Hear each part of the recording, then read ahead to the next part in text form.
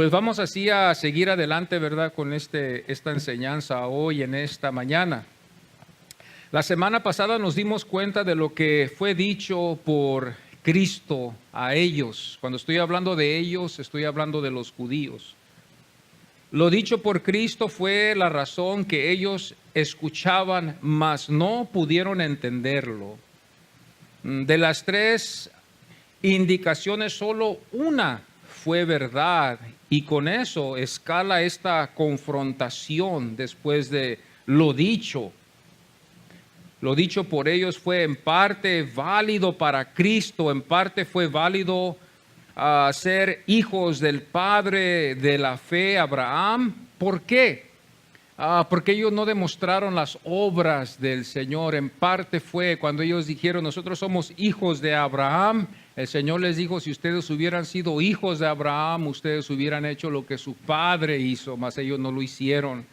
Y hasta la fecha ellos no lo hacen. Hasta la fecha ellos se inclinan a los 5 libros de Moisés y cuando uno no sabe mucho de esta cosa nos impresionan y nos asustan, ¿verdad? Pero cuando uno ya entiende esto, ya uno no nos asusta esto lo vemos como triste, ¿verdad? La inclinación que ellos tienen hacia los 5 libros de la ley, sabiendo que ya Cristo fue el que llenó todo y que Él fue el que llenó esto, estando bajo la ley, ¿verdad? Él fue el sacrificio. Pero ellos no tuvieron fe, no confiaron en el Señor. Ellos vieron a Jesús y lo ven como lo menosprecian. En parte fue válido ser dicho que fueron hijos de Dios también. ¿Por qué digo yo esto? ¿Por qué me atrevo yo a decir esto de que ellos fueron en parte hijos de Dios? Porque cuando el apóstol Juan nos enseña lo que es un hijo de Dios, bueno, yo no sé usted, pero nos exhorta la palabra del Señor a amarnos los unos a los otros. Y cuando vemos el contexto que estamos estudiando, no vemos el amor hacia Jesús que ellos deberían de haber tenido como hijos de Dios. Entonces, aquí es donde vemos algo parcial. Cuando ellos dicen que ellos son hijos de Dios, vemos algo parcial. Cuando vemos que ellos dicen también que son hijos de Abraham, por la fe y por el amor. Y si esto es hallado, que fue verdad lo que ellos dijeron, lo único que ellos van a hacer es hacer lo que dijo Jesús, mentira. Si ellos estaban en lo cierto, ellos son hijos de Dios y nosotros podemos decir sí son hijos de Dios porque son el pueblo de Dios, aunque no amaron, entonces Jesús fue un mentiroso. Entonces Jesús fue un mentiroso. Y ahí nos vamos a meter en más problemas por la razón de que ya si hay mentira, ya entonces Él no es lo que Él dijo que es. Y entonces podemos decir nosotros viendo esto ya, entonces llegamos a la conclusión de que ellos estaban en lo cierto. Y Jesús solamente fue un hombre que nomás fue predicando algo cierto. Entonces eso va a perjudicar el sacrificio, la sangre, el perdón de pecados, la vida eterna que Él prometió. Todas estas cosas empiezan a perjudicar una tacha que vamos a ver ahí.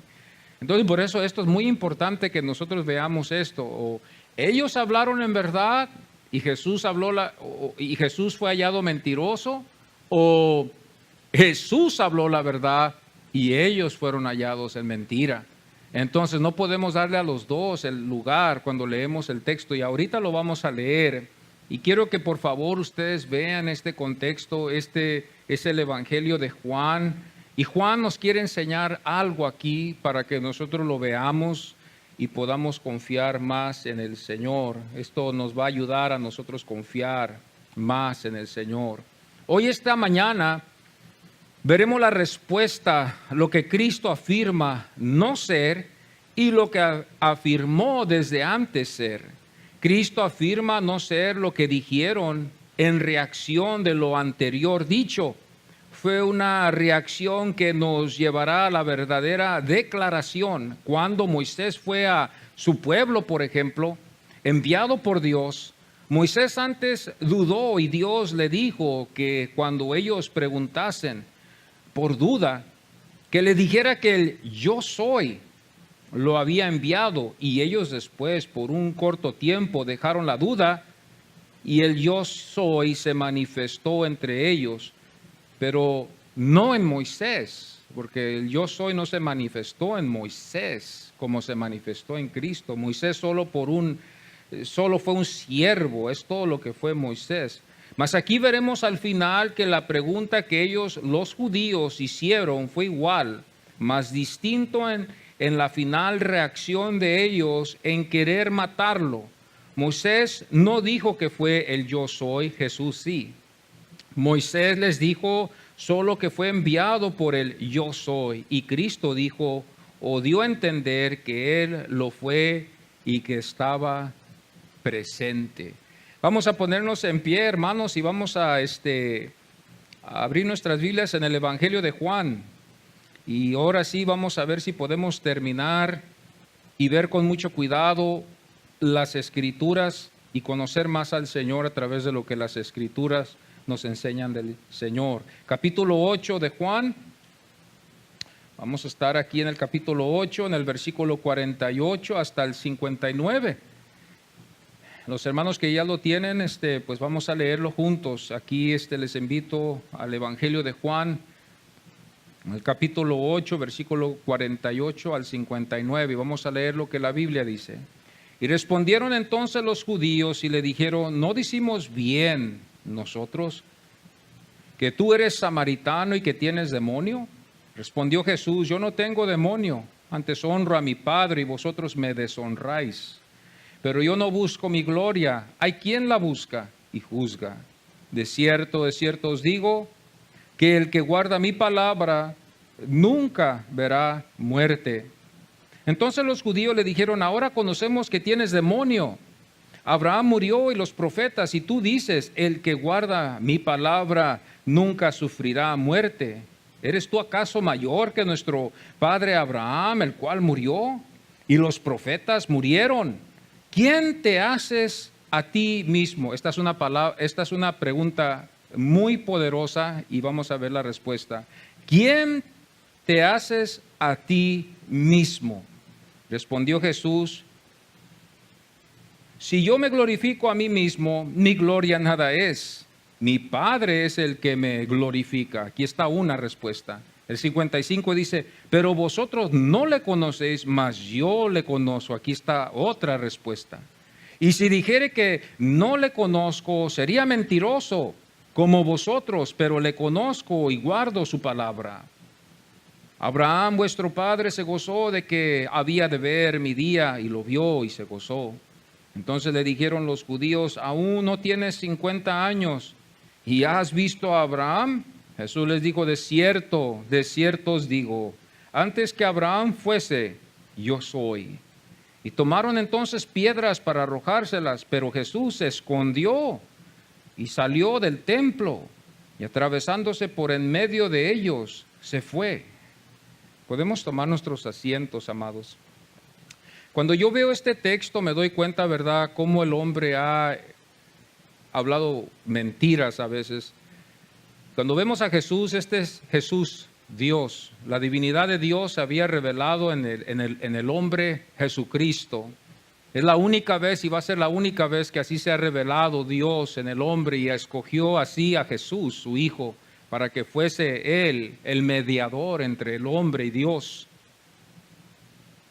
Las preguntas de ellos, hermanos, nos van a llevar otra vez a lo verdadero, el verdadero significado de quién es Jesús, de quién es Jesús. Y nos dará más para confiar en Cristo. No hay otra cosa que podemos hacer en este caso aquí, porque o vamos a confiar más en Él o vamos a desconfiarlo por total. Pero antes de esto, yo quiero que vayamos a ver, ¿verdad?, lo que había acontecido antes con Cristo y con este pueblo que Él estuvo frente a ellos. Esto fue antes de los últimos meses, ya estaba ya para llegar ya a lo final, eran meses solamente para que el Señor hubiera pagado el precio de muerte para redimir a los suyos, para redimir a su pueblo de Él. Esta redención ya se estaba acercando, ya no más quedaban meses, ya no eran años. El año de inauguración había pasado, el año de la popularidad, que también llaman los teólogos también estos 2 años, cuando el Señor inició su ministerio y después cuando empezó a alcanzar esta popularidad entre su pueblo. Nos damos cuenta que después vemos el año de la oposición. Este último año, así se llama, ¿verdad?, por los teólogos. El último año fue considerado el año de la oposición, donde vemos mucha resistencia de los fariseos, del judaísmo, que fueron, hermanos, Jesús fue el enemigo de ellos. Ellos resistieron a Jesús, resistieron sus enseñanzas, porque no creyeron de que Él fue el Mesías. Se ofendían ellos, ¿verdad?, cuando el Señor hablaba y querían matarlo, querían ellos acabar con Él, como si Él hubiera sido como algo que querían ellos atrapar, que ellos matándolo, ellos pensaban que con eso iba a ser curado el pueblo, ¿verdad?, y iba a ser sanado, y esto de lo que Él hablaba se iba a acabar, como si hubiera sido un cáncer en el cuerpo. Jesús fue considerado así por este pueblo. Entonces, en el año de la inauguración, el Señor, cuando fue bautizado, después Él empezó, ¿verdad?, a levantar fama. En el año de la popularidad también el Señor ya había sido conocido mucho en Galilea, había hecho muchos milagros. Y los milagros fueron hechos, hermanos, con un propósito. Los propósitos de los milagros no fueron hechos en una forma vaga, de que Él solamente hacía milagros, solamente sin propósito. Todo tenía un propósito y todo fue hecho con un propósito para que el pueblo viera que Él era el Mesías. Entonces cada sanidad, cada obra que Él hacía tenía un significado, un propósito que, gracias a Dios que ahora tenemos las Escrituras y podemos darnos cuenta de ello, de lo que significa. Esto no va a ser, hermanos, podido entender así rápidamente. Esto requiere sentarse uno y estudiar la palabra, leerla, agarrar ayudas que tenemos para poder ayudarnos y darnos la idea de lo que significa esto. Esto no va a ser algo que se vaya a poder hacer así rápidamente en este mundo en el que vivimos hoy, que estamos tan ocupados. Pero este era el año de la oposición, aquí donde vamos a ver esto. Vamos a ver que en la Biblia nos enseña en el Evangelio de Juan que su ministerio inició, ¿verdad?, aquí en Judea. Esto lo hallamos en Juan 3:22. Cuando usted vaya a la Biblia, usted se va a dar cuenta de que en Juan 3:22 el Señor entra al templo y empiezan ellos a hacer preguntas. Después nos damos cuenta que ellos estaban interesados en saber quién era Jesús. ¿Quién es este que entra al templo y hace todo esto aquí y dice esto? Ellos estuvieron interesados en conocer quién era Jesús y Él lo supo. Y cuando Él lo supo, se fue el Señor para Galilea. Esto se halla en Juan, en el capítulo 4, versículo 3. Ellos estaban interesados de conocerlo. Estos eran los fariseos, estos eran los judaizantes, el judaísmo. Y ellos querían entrevistar a Jesús, querían saber quién era Él, así como también lo hicieron con Juan el Bautista. Nos damos cuenta, ¿verdad?, que también la primera Pascua que el Señor tuvo también con ellos allá en Jerusalén, porque la Pascua Él la pasó cuando estuvo en el ministerio. No sabemos nosotros antes de los 3 años de Jesús si Él estuvo en Jerusalén, podemos suponerlo, pero los 3 años que Él estuvo en su ministerio como el Cristo, como el Mesías, nosotros nos damos cuenta que Él estuvo en Jerusalén. Y esto lo hallamos en Juan 2:13, versículo 17. Esta fue la Pascua en ese tiempo de la inauguración, donde nos damos cuenta nosotros que Él está iniciando su ministerio. Esto lo hallamos en este Evangelio. Y luego después vemos una segunda Pascua que nos da también a entender que aquí vemos 2 años después en el ministerio del Señor, Juan 5:1. Nos damos cuenta nosotros que el Señor regresa después de haberse ido a Galilea, pasa por Samaria, platica con la mujer samaritana, se revela a ellos como el Cristo. Ellos creen, el Señor se queda ahí unos cuantos días, les habla, está enseñándoles, ¿verdad?, como costumbre, como rabino. Él estaba instruyéndolos también.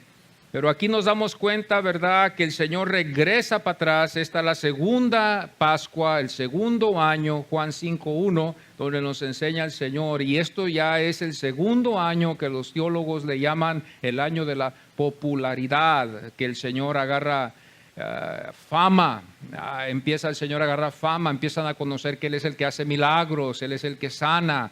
Él es el que enseña, Él es el que multiplica el pan, Él es el que alimenta a los que tienen hambre, ¿verdad? Y hace milagros el Señor, está Él agarrando fama. Esa era la fama que el Señor estaba levantando en Galilea, pero también en Jerusalén. Esa fama estaba llegando allá, y los de Jerusalén estaban, hermanos, también muy interesados en saber quién era Jesús y qué clase de enseñanzas Él hacía. Los milagros no movían a los judíos en creer en el Mesías. Esa es una de las cosas que estos judíos, este judaísmo hasta la fecha, los milagros no los mueven a ellos. Y por eso ellos eso no lo califican como eso para decir este es el Mesías porque sanó. Ellos quieren otras cosas y ellos quieren ver otras cosas. Y fueron cosas que no se fue vista en la primera venida, sino que hasta la segunda venida se verá en el Señor. Y aquí es donde nosotros vemos una grande resistencia, porque el Señor empieza a enseñarles a ellos quién Él es y el plan que Él tiene divino. Él empieza a hablarles. Las enseñanzas de Él no fueron claras, donde ellos pudieron captarlas, ¿verdad? No pudieron ellos entenderlas, las cuestionaban, dudaban. No veían ellos esto igual que el Señor. Ellos estaban, hermanos, alejados, muy alejados. El Señor los llama, les dice a ellos que ellos ni conocían al Padre. Entonces, si el Señor les dijo así a ellos, entonces imagínense usted la distancia que este pueblo llevaba, y por esa razón ellos resistieron a Jesús. Lo resisten aún hasta la fecha hoy. Esto lo hallamos nosotros en Lucas 6:11. Cuando nosotros nos fijamos bien en el Evangelio de Lucas, Lucas nos ayuda para poder entender que empieza a levantarse una resistencia en contra del Señor. Este es el segundo año, el año de la resistencia, y nos damos cuenta nosotros que aquí en este Evangelio de Lucas, capítulo 6, versículo 11, dice: y ellos se llenaron de furor. Aquí es donde empieza ya la llama del coraje, de la ira. Y hablaban entre sí qué podían hacer contra Jesús. Contra Jesús. Entonces aquí nos enseña muy bien lo que está aconteciendo. Ya el Señor, cuando vamos al Evangelio de Juan, en el capítulo 5, nos empezamos a dar cuenta que el Señor está ahí con ellos, hermanos. Él está con ellos y empieza el Señor a hablarles lo que es el significado. Si usted nunca ha leído la Biblia, no se va a impresionar. Pero cuando usted lee la Biblia y lee este capítulo, usted se va a dar cuenta, ¿verdad?, lo que el Señor les dijo a ellos. Y para ellos fue muy difícil, hermanos, poder ellos aceptar de que Dios estaba en un hombre. Fue muy difícil. Y hasta la fecha es muy difícil para ellos creer eso. Eso es un chiste para ellos. Es algo que ellos lo consideran. Y vemos nosotros que esto empieza a escalar. La resistencia no se deja, sino que sigue más todavía. Empieza a escalar más la resistencia. Por eso cuando nosotros predicamos la palabra del Señor va a haber resistencia en el pueblo que no conoce a Dios. Muchos se van a querer ir en contra. Es que esa no es nuestra naturaleza como pecadores, hermanos.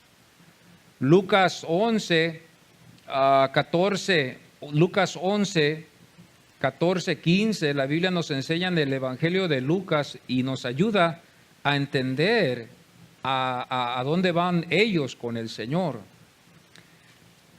Yo pensaba que todos amaban a Jesús. Bueno, la mayoría lo consideraban en una forma superficial, pero estos líderes religiosos no amaban al Señor.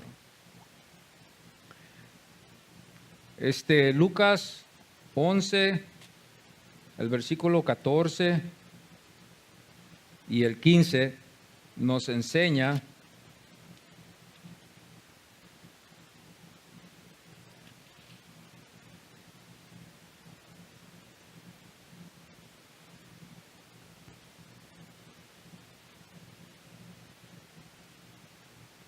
Estaba Jesús echando fuera un demonio que era mudo, y aconteció que salido el demonio, el mudo habló y la gente se maravilló. Pero algunos de ellos decían: por Belcebú, príncipe de los demonios, echa fuera a los demonios. Fíjese lo que está aconteciendo aquí. Después de que él había hecho algo, y él era el Hijo de Dios. Y en vez de que ellos hubieran glorificado a Dios, en este caso ellos le dijeron que lo que él había hecho era hecho por el diablo, y que el diablo mismo estaba obrando en él. Entonces esto es lo que ellos dijeron de Jesús. De Jesús ellos dijeron esto y malinterpretaron las obras que el Señor hizo. Este es el hombre que malinterpreta lo que Jesús hizo, lo que Cristo hizo, el Hijo de Dios. Este fue el desprecio, el menosprecio que Isaías hablaba en el Antiguo Testamento. Cuando usted lee Isaías, usted ve que este pueblo menosprecia a Dios. Resisten al que los había escogido a ellos. Esta es la naturaleza del hombre, ¿verdad? Hacia Dios. Ya el Señor había alimentado a 5,000, ya el Señor había alimentado a 4,000 también después, antes de esto, ¿verdad? Antes de que vayamos a ir a esta historia, Él ya había alimentado a estas almas. Este fue un año, ¿verdad?, que iba a ser muy duro y muy difícil, pero el Señor pudo vencer con la ayuda del Padre hasta llegar hasta la cruz, hasta llegar a la cruz, porque este fue el plan del Padre. Y hay dos cosas que aquí nosotros vamos a estar viendo hoy en esta mañana, en este Evangelio, capítulo 8, versículo 48 al 59. Dos cosas que Jesús afirma. En la primera, Jesús afirma no ser lo que solo pertenece al diablo. ¿Y por qué digo yo esto, hermanos? Porque estamos estudiando la Biblia y queremos ver lo que nos enseña la palabra del Señor. Jesús afirma que Él no es lo que ellos dicen que Él es. Y en el versículo 48, cuando usted lee el texto, ellos dicen así: no decimos bien. Esta palabra, esta frase que ellos usan, era una frase que los rabinos usaban y que Jesús usó varias veces para calificar bien lo que ellos hablaban. Decir: bien dices, bien hablas. Entonces, cuando ellos aquí empiezan, antes de acusarlo a Él y de querer, si lo podemos decir así, condenar el ministerio de Jesús, ellos dicen antes de eso: ¿no hablamos bien nosotros? Es una expresión que se usaba y parece que no tiene mucho énfasis, pero sí tiene, por la razón de que Jesús la usó como rabino y ellos también la usaron también en el judaísmo, y ellos entendían estas frases para que ellos pudieran darle más lugar a lo que sigue después. Ellos estaban hablando de que ellos le daban un buen grado. Ellos estaban hablando de que ellos estaban conscientes de lo que iban a decir.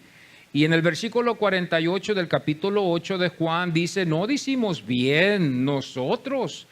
Y esta era la expresión que ellos usaban. ¿Y qué sigue después? Que tú eres samaritano. Esto es lo que ellos, en la forma que ellos veían a Jesús. Tú eres un samaritano, no te conocemos, tú no eres judío, tú no eres de los nuestros, no te conocemos, eres un extraño. No estuviste con nosotros, no estudiaste con nosotros, no estuviste a los pies de los rabinos que nosotros tenemos. Tú eres un samaritano. Para que así el pueblo, cuando oyera que esta gente hablaba así de él, rápidamente ellos iban a perder el interés de querer escucharlo, porque ya sabemos aquí que los samaritanos no eran apreciados entre los judíos. Y había casos así, ¿verdad?, que ellos no se podían ver, no podían platicar, no podían hablar ellos y tener una clase de convivio.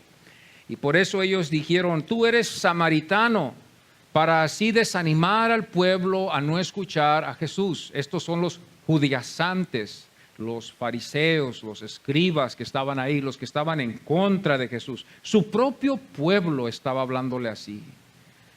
Luego después vemos que escala más y dicen: ahora tú tienes un demonio. No nomás eres samaritano, sino que tú, en la forma que tú hablas, el espíritu que tú tienes es del diablo. Lo que tú hablas no es de Dios. es del diablo, del vil diablo. Fíjense lo que estos hombres estaban hablando para desanimar a todo el pueblo. Estamos viendo nosotros, y cuando yo veo el contexto, estamos hablando de decirle esto al Hijo de Dios. Estamos hablando de que ellos estaban hablando en contra de lo que Dios les había enviado. Estaban ellos hablando y malinterpretando lo que Dios les había enviado por la resistencia que ellos tenían y por tan ciegos que estaban ellos, hermanos. Este es el hombre en su naturaleza, está ciego, no entiende. No podemos hacer a la gente entender a menos de que sea el Espíritu de Dios el que salva. Yo llego a la conclusión de que esta gente necesita de verdad, tiene que ser Dios para que ellos sean salvos. Tiene que ser Dios para que este pueblo acepte a Jesús. Porque es importante aceptar a Jesús. ¿Y por qué digo yo esto? Porque Dios lo envió como el camino y como la verdad y como la vida. El Padre envió a su Hijo con el plan de primero salvar a su pueblo judío y después salvarnos a nosotros los gentiles que seguíamos después. Mas ellos rechazaron esto y no lo entendieron y lo rechazan hasta la fecha hoy. Y yo digo, hermanos, en mi parte, que esto tiene que ser una obra divina de Dios. Tenemos que orar por este pueblo para que Dios les abra los ojos y que uno por uno sean salvos. Y en todo caso tiene que ser Dios, porque le voy a decir una cosa, si no es Dios el que salva, usted no se puede salvar. Dios es el que llama y Dios es el que salva. Usted puede decir que usted es y yo puedo decir que yo soy, pero si Dios no nos salva, vamos a ir al Evangelio de Mateo, donde el Señor le dice a un grupo: apártate de mí, obrero de maldad, yo no te conozco. Pero eso no es lo que me impresiona. Lo que nos va a impresionar es que esta gente predicaba, profetizaba, hacía milagros. Estaban en las iglesias ellos, estos ministros, pero el Señor no los conoció. El Señor no los conoció. Y cuando yo veo esto, lo único que me pone a mí en un lugar donde me pone en temor, porque digo, Señor, no soy yo el que te escogí a ti. Nunca pensemos que somos nosotros.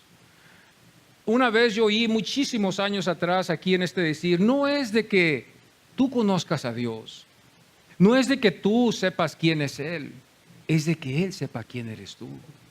Es de que Él sepa que tú eres de Él. Eso es lo importante. Bueno, porque muchos van a ir a decirle al Señor, Señor, yo conozco tu nombre, yo te vi, yo estuve en la iglesia, yo hice esto, yo hice el otro. Claro que sí, y yo no sé cómo Dios le va a hacer. Pero dice la Biblia que al final el Señor nos lleva nomás para ver esto en el Evangelio de Mateo. Él les dice, muchos vendrán y me dirán, Señor, yo hice esto, yo hice el otro, yo hice aquí, yo hice acá. Es una advertencia por en caso de que nos sentimos seguros por lo que hacemos, de que ya somos salvos. Es para que nosotros veamos esto de que tenemos que tener cuidado en este caso. Hay que tener cuidado con esto. Yo creo que se ha tomado muy en ligero estas cosas. La expresión que aquí lleva, mis amados hermanos, que su pueblo le dice a él, tú eres un samaritano, tú tienes un demonio. Estas expresiones expresan, hermanos, la duda de que ellos no creen en él. Ellos no creen en Él y dudaron de Él. Y Él, hermanos, esto es lo que ellos quieren afirmar de Él, de que Él tenía este espíritu de demonio y que Él era un samaritano, queriéndole decir en lo que Él habla es de Samaria. Él es samaritano. No le hagamos caso a este. Él está hablando así. Y estas palabras salían, hermano, de los líderes, porque los líderes eran los que tenían a todo el pueblo en temor.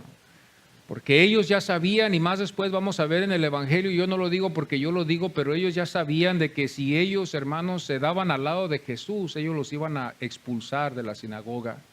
Y este era el grande temor de ellos, de ser expulsados de la sinagoga. Cuando vayamos al capítulo 9, esta va a ser uno de los más grandes casos que vamos a ver, que el ciego tenía temor y que sus padres también tuvieron temor y que aún hasta sus padres le dicen a ellos, Díganle a Él mejor, Él es grande. Y luego más después dice ahí, Juan nos enseña que por temor de ser expulsados, excomunicados de la sinagoga, por esa razón ellos no quisieron meterse en esa clase de asuntos. Entonces cuando vemos esto aquí, cuando los rabinos daban una sentencia así, el pueblo temía, era el pueblo judío. Ellos eran los arquitectos, los que dice la Biblia que eran los arquitectos, eran los que habían puesto el fundamento, eran los pastores. Y cuando ellos, los arquitectos, hablaban de que eso no era conforme a la ley, el pueblo temía, aunque querían creer en Jesús, pero porque ellos hablaban así, ellos temían, ellos querían seguir en la bendición que ellos llevaban en la sinagoga. Y esto es lo que nos enseña en este contexto. Ahora vamos a ver el segundo punto. Jesús afirma ser lo que solo pertenece a Dios. Y aquí es donde se va a escalar más y vamos escalando en este contexto y en este evangelio vamos a ver que va a escalar y vamos a ver que ellos le van a seguir hablando y en sus corazones de esta gente, hermanos, de aquel entonces estaba para matar a Jesús, es todo lo que ellos querían, pero temían también al pueblo. Entonces el versículo 53 es una pregunta muy poderosa y que yo sé que muchas de las veces lo hemos ignorado, pero cuando ellos le dicen, ¿quién te haces a ti mismo? No le están preguntando quién eres, ni qué es tu nombre. Ellos ya sabían eso, pero le dicen, ¿tú a quién te quieres llegar a ser? ¿Quién te crees tú? Es como si alguien a mí me dice, si yo hago yo contesto una pregunta, a veces me lo han dicho, ¿quién te crees tú? ¿Dios? No, yo no me creo Dios. Pero aquí en este caso, aquí con Jesús, esa fue la pregunta que yo le dije, ¿quién te crees tú? O ¿quién te quieres hacer, mejor diciendo? ¿Quién te haces tú? Ya que dices tú que nosotros no somos hijos de Abraham, ¿quién te quieres hacer tú? Cuando leemos el texto nos vamos a dar cuenta en el versículo 53 y dice, ¿eres tú acaso mayor que nuestro padre Abraham, el cual murió y los profetas murieron? Y yo me imagino que ahí se empezaron a carcajar estos pecadores. Se empezaron a carcajar porque dijeron, habla de que nadie va a morir y ha muerto. Y empiezan ellos a carcajearse ahí, a reírse, a burlarse de él, ¿verdad? Estos pecadores. Y luego después le dice, ¿quién te haces a ti mismo? Carcajeándose ahí de él. Oh, bendito sea el Señor. Y respondió Jesús, yo me glorifico a mí mismo, mi gloria nada es. Si yo me envío yo mismo, si yo me hago decir que yo soy algo, les dice a ellos aquí, yo nada voy a hacer.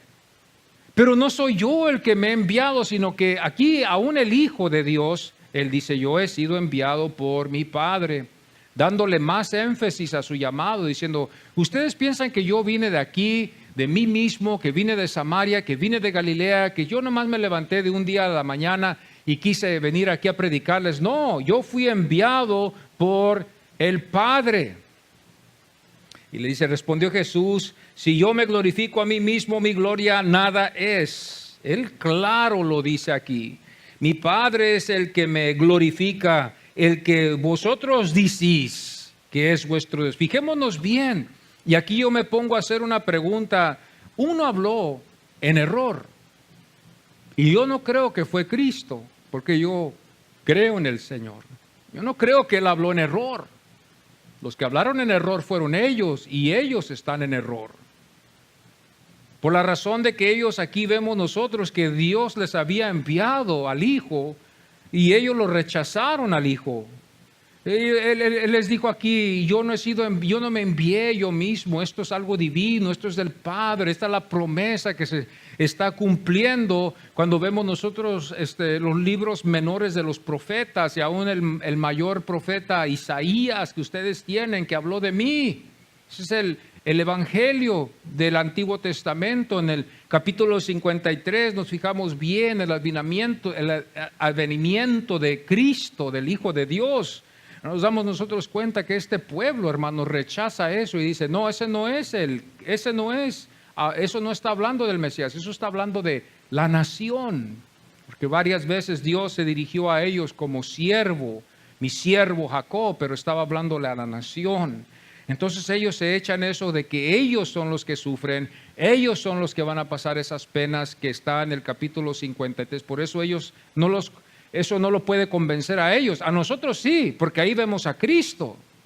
Cristo sufrió menosprecio, Cristo fue a la cruz, Cristo fue considerado pecador aunque no fue pecador, Cristo fue a la cruz del Calvario para morir por los suyos, no por todo el mundo, por los suyos. Hay muchos que nos atrevemos a hablar de que es todo el mundo. Si hablamos de todo el mundo, amados hermanos, entonces hay una derrota, porque muchos están ahorita esperando el castigo y Cristo murió por ellos. Entonces su palabra sí regresa para atrás vacía cuando es enviada, porque cuando fue enviada no tuvo éxito para salvar a tal persona. Tenemos que tomar eso muy en consideración para poder llevar todo en la orden que debe de seguir. Cuando hablamos nosotros que la palabra de Dios no regresa para atrás vacía, estamos hablando de que la palabra tiene éxito, que cuando usted la predica queda la semilla allí y va a crecer después y dar fruto. Y tenemos que estar conscientes nosotros que cuando no da fruto, no está la semilla, es porque Dios no envió la semilla. Y entonces si no envió Dios la semilla, no estuvo en su plan. Pero el plan de la redención es igual para todos, es igual para todo el mundo, pero Él vino a salvar a los suyos solamente. ¿Y por qué me atrevo yo a decir esto? Porque cuando nosotros hablamos de la elección que ha sido ignorada por la iglesia, estamos hablando nosotros que Dios en su poder y voluntad escogió a algunos conforme Él quiso y a otros conforme su plan divino. Y por eso Pablo muchas de las veces en sus escritos, en sus epístolas, tiembla, dice aún él, tiemblo de decir esto, hablo verdad con temor, porque él mismo, hermano, se espantaba del lugar en el que él estaba y en el lugar que los que no estaban en Dios estaban condenados ya. Esta es la condenación que el mundo ha olvidado. Estamos predicando otra cosa hoy. Hoy es algo diferente. Si nos zambullimos a la palabra del Señor y empezamos a estudiar las epístolas con cuidado, como lo hacemos aquí en este lugar, nos vamos a fijar bien de estas cosas. Y vamos a ver que Dios es el que elige aún antes, así como Dios había elegido a Israel para ser su pueblo, aún mucho antes. Moisés le dijo a este pueblo, no piensen ustedes que porque son muy numerosos, y podemos recolectar esto en nuestras mentes en esta mañana, hermanos, que Moisés les dijo a este pueblo, no piensen ustedes que porque son muy numerosos, no piensen ustedes porque ustedes son muy talentosos que Dios por esa razón los ha escogido, sino que ha sido por su misericordia y por su gracia, y siempre ha sido el caso así. El caso siempre ha sido así, es por su gracia y su misericordia. El plan de Dios era así. El plan de Dios es de ser glorificado. Dios es glorificado aún cuando pasamos por situaciones difíciles. Todo está hecho en el plan de Dios. Yo quiero llevarlos a otro texto. El otro texto que también la Biblia nos enseña que si vivimos, vivimos para Él, y que si morimos, morimos para Él. ¿Qué significa eso? Eso significa que nuestra vida ya está en el programa de Dios y es para traerle gloria solamente a Dios. Estamos aquí en esta tierra, mis amados hermanos, y desafortunadamente hemos llegado a pensar que lo que importa es mi vida, es lo que yo hago, lo que yo pienso, mi vida, ¿verdad? Dice usted. No, hermano, no es su vida. Su vida que usted dice que es suya es de Dios, es de Dios. O significa que Dios es el que es glorificado en nuestra vida. Y aquí, hermanos, es donde yo digo, Señor, ayúdame, Padre. Aquí es donde digo, Señor, ayúdanos a todos. Regresando otra vez al texto. Juan 8:53 dice, ¿quién te haces a ti mismo? La pregunta de ellos lleva a la respuesta de quién es Cristo. Esto nos lleva al significado y a la sustancia. Estas dos palabras son muy poderosas también, porque Él es de la misma sustancia, el Hijo, el Espíritu que estaba en Él de Dios, es de la misma sustancia y del mismo significado. Pero aún no le quita de ser hombre. Él es hombre, pero ahí está la divinidad del Padre en el Hijo. Cristo como Moisés fue a su pueblo y su pueblo dudó y Moisés les dijo que fue enviado por el yo soy, como les había prometido a su antepasado que era Abraham. Como Moisés, Cristo hizo señales, milagros para indicar que fue enviado por el yo soy y que fue para honrar al yo soy, como Moisés. Cristo hizo señales y les enseñó el verdadero significado a la ley. Pero más que todo les dijo, ¿verdad? En el versículo 58, el capítulo 8, versículo 58, Jesús les dijo, de cierto os digo, antes que Abraham fuese, yo soy. Esta expresión, cuando el Señor les dijo así, amados hermanos, ellos entendieron bien que Él quiso ponerse en el lugar del yo soy, de la existencia que existía aún mucho antes de todo lo que hubiera existido. Bueno, la Biblia exalta a Dios al punto de ver que Él nos hizo de la nada y de que de la nada somos todos hechos. Fíjese usted bien el poder de Dios, de poder ver que la Biblia nos enseña que hubo un tiempo donde solo Dios existía y que no había nada en existencia. Mas a Dios le plació hacer algo y lo hizo, y en su poder creativo hizo todos los universos, aún lo que no podemos alcanzar a ver. Esta es la grandeza de Dios, que nuestras mentes finitas a veces no podemos entender. Yo no las puedo entender, que Dios crió todos los cielos y toda su gloria para Él, para su plan.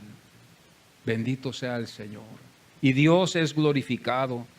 Entonces, aterrizando rápidamente a ver lo que dijo Jesús, vemos que un hombre judío, 33 años de edad, le dice a estos ancianos rabinos, de no sé cuántos años han de haber tenido estos ancianos estudiados, que estudiaron la Torah y que estudiaron la ley de Moisés, este joven judío sale de un lugar que ellos no conocen, desconocido, y les dice, yo soy. ¿Qué usted va a pensar de una persona que usted no conoce bien? ¿Qué va a pensar usted cuando le dice que Él es el yo soy? Que significa el Todopoderoso, el que sacó al pueblo de Israel de Egipto y que partió el Mar Rojo en dos para que su pueblo cruzara, el que alimentó a este pueblo en el desierto y que les dio maná por 40 años, que suplió para ellos alimento para que comieran, porque ese era su pueblo elegido que Él había escogido. Aún la Biblia dice que no todos fueron, pero pasaron por allí y solamente 2 llegaron a estar en la tierra de Canaán. Esto nos enseña también otra cosa espiritual, y esto nos hace temblar, de que vamos en grupo. Pero eso no significa que todos en grupo llegaremos, al menos de que seamos del Señor. Hermanos, cuando partamos a la eternidad, ya no va a haber fe. Ya no va a haber nada de sus obras que van a ir con usted. Lo que queda solo es de que sea usted de Dios, para que Dios diga, eso es mi propiedad y viene mi propiedad para mí. Lo que queda al final es de que Dios toma lo que es de Él, no por la fe, no por las obras, no por lo que haya hecho, sino por la elección y por el paso que tuvimos nosotros para ser escogidos. Y nos llama el Señor y nos trae y nos lleva a la eternidad. Ya no hay fe, ya no hay obras. ¿Por qué? ¿Por qué digo yo esto? Porque ya no vamos a vivir. Ya lo único que queda nomás es el puro sello del Espíritu Santo para demostrar que fuimos de Él. Entonces aquí es donde yo me quedo y digo yo, Señor, que sea yo tuyo. Señor, que yo esté sellado con esta verdadera fe y que yo sea verdaderamente salvo y que no vaya yo a engañarme, como dijo Pablo y les advertía a los hermanos, no se engañen. Y los judíos lo saben muy bien, esa es una frase judía que ellos se dicen, ellos por eso, hermanos, es triste lo que esta nación nos enseña. Ellos saben esa frase, no os engañéis. Esa es una frase que ellos usan porque el engaño, hasta aún nosotros nos engañamos de que somos y no somos. Ellos lo saben bien. Y esto es algo que tenemos que nosotros ver también, que el engaño, Podemos engañarnos. Yo me puedo engañar con decir que yo soy pastor y pensar y creerlo y me dejo llevar. Les voy a llevar a otro ejemplo. ¿Se acuerdan ustedes cuando Moisés entró, y esto estaba yo viendo ahora, cuando entró en presencia del faraón y Moisés, ¿verdad? Lo resistió el faraón, y el Moisés regresa para atrás al yo soy y le dice al yo soy: este faraón me está resistiendo. Y el Señor dijo: no te apures, yo voy a endurecer su corazón. Ese es el peligro. Ese es el peligro. Dios dijo: yo voy a endurecer su corazón. Entonces esto significa que Dios nos libre, hermanos, y nos guarde en el hueco de su bendita mano. Que Dios nos guarde en el hueco de su mano, porque si fallo, ahora yo me pongo a pensar, si yo fallo, si yo peco, si yo soy rebelde, si yo no asisto, si yo tomo las cosas de Dios en poco, como muchos supuestamente cristianos lo hacen, yo temo de eso, porque yo digo: Dios es soberano y mi pecado me está llevando a alejarme de Dios, y ese mismo pecado me va a llevar a alejarme, a enfriarme más de Dios. Porque, hermano, vamos llegando a endurecer nuestros corazones como el faraón. Esto es un estudio tremendo cuando vemos que Dios dice: este hombre, así como un músculo, vamos a ponerlo así, cuando usted hace ejercicio, usted hace los músculos fuertes, duros, y así va. El hombre, cuando se endurece, va haciendo el músculo más duro, hasta el punto de que es un músculo duro que no está blando. Tenemos que ser blandos y siempre mantenernos blandos para el Señor, porque esa rebeldía, ese pecado, esa resistencia, esa duda nos va a encontrar al final, cuando más vamos a necesitar al Señor. Cuando más vamos a necesitar al Señor, ya no vamos a poder hacer nada. ¿Qué voy a hacer yo? Este pueblo es lo que llevó aquí. Vamos a ver ahorita el 53, dice: ¿eres tú acaso mayor que nuestro padre Abraham, el cual murió y los profetas murieron? ¿Quién te haces a ti mismo? Y después el 58 dice: Jesús les dijo: de cierto os digo, antes que Abraham fuese, yo soy. Tomaron entonces piedras para arrojárselas, pero Jesús se escondió y salió del templo, y atravesando por en medio de ellos se fue. No era su tiempo.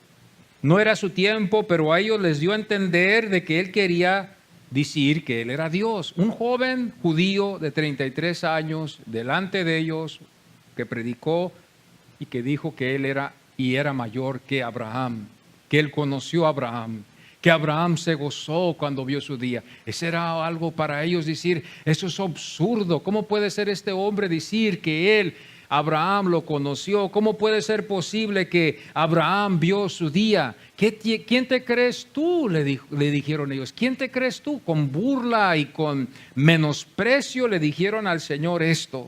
Pero el Señor nos demuestra a nosotros que Él se fue. No era su tiempo todavía. El plan de Dios era de que Él viniera, diera estos mensajes, hermanos, y fuera a la cruz a morir y a resucitar el tercer día, a enseñarle a sus discípulos por 40 días y después ascender al cielo y ser visto por más de 500 que estuvieron ahí, incluyendo a los apóstoles, los 11 que estuvieron, menos Judas, el traidor.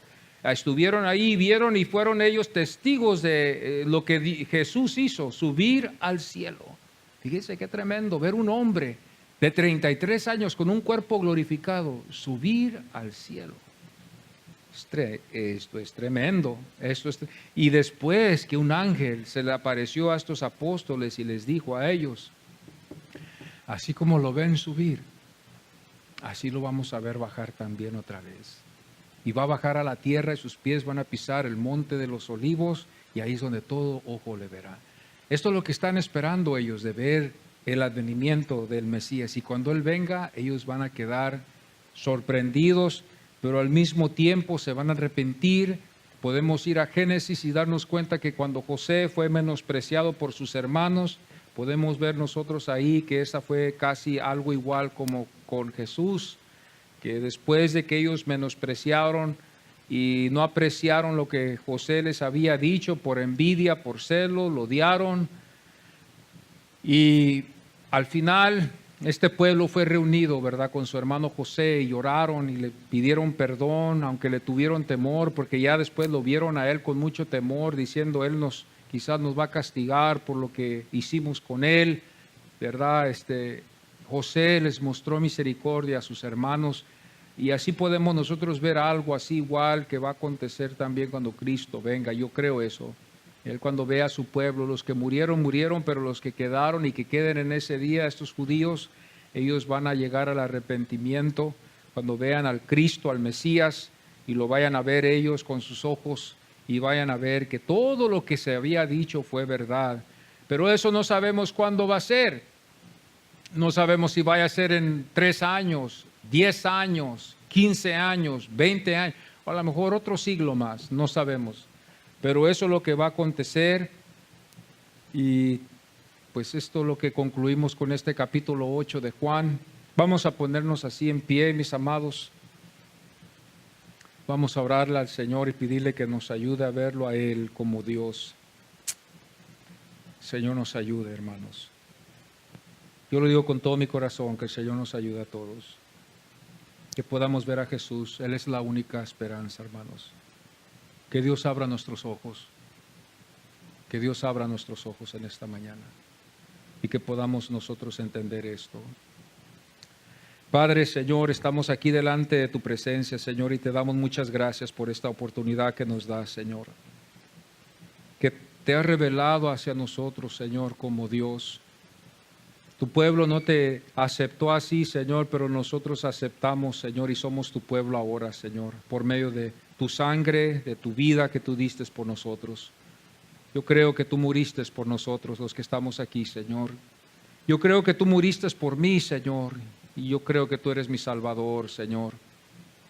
Te pido que tú guardes mi vida, mi alma, Señor, siempre, Señor. Yo quiero estar contigo, Señor. Pero yo sé que el enemigo también anda como león rugiente y nos engaña, Señor. Él nos engaña. Guárdanos, Señor. Guarda tu pueblo, Señor. Guárdanos, Señor. Guarda tu pueblo, Señor, en el hueco de tu santísima mano, Señor. Que no nos desviemos, Padre. Que no nos dejemos llevar por lo que nuestra mente nos enseña, Señor. Te pido, mi Padre, te pido, Señor, guárdanos, guarda a mis hermanos. Llévanos, Señor, llévanos hacia adelante, Señor. Guárdanos, Señor, yo te lo pido. Creemos en ti, Señor, y creemos que es una fe genuina, la que salva, la que, Señor, nos da vida eterna, Señor. Gracias te doy por este evangelio que podemos estudiar y conocer más de ti. Te has revelado otra vez como Dios y te doy gracias. Yo creo en ti, Señor. Yo creo en ti, Señor. Aumenta mi fe, Señor, y ayúdame, Padre, en tu nombre te lo pido, Señor. Gracias te doy, Señor. Gracias, Señor Jesús. Gracias, Señor. Amén.